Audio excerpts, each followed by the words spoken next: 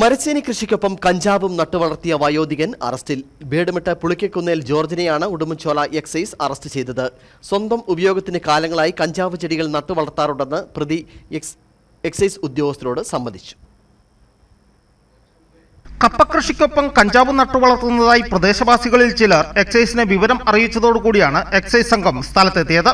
കപ്പത്തോട്ടത്തിന്റെ ഒത്ത നടുക്കായി ചാണകവും പച്ചിലവളവും ഇട്ട് വളർത്തിയ കഞ്ചാവ് ചെടി ഒടുവിൽ എക്സൈസ് സംഘം കണ്ടെടുത്തു.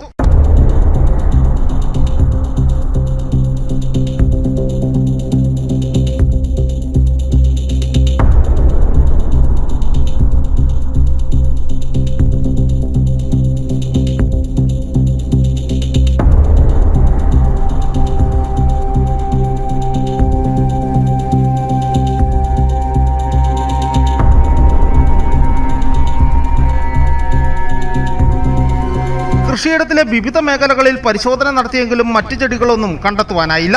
സ്വന്തം ഉപയോഗത്തിന് കാലങ്ങളായി കഞ്ചാവ് നട്ടുവളർത്തുന്നതായാണ് ചോദ്യം ചെയ്യലിൽ ജോർജ് എക്സൈസ് ഉദ്യോഗസ്ഥരോട് പറഞ്ഞത്. ആവശ്യാനുസരണം ഇലകളെടുത്ത് വീട്ടിനുള്ളിൽ വെച്ച് തന്നെ ഉണക്കിയായിരുന്നു ഇയാൾ ഉപയോഗിച്ചുകൊണ്ടിരുന്നത്. 211 സെന്റിമീറ്റർ വലിപ്പമുള്ള കഞ്ചാവ് ചെടിയാണ് കണ്ടെടുത്തത്.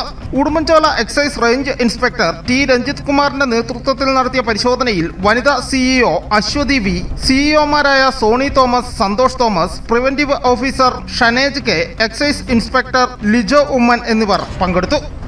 News bureau, Udumbanchola.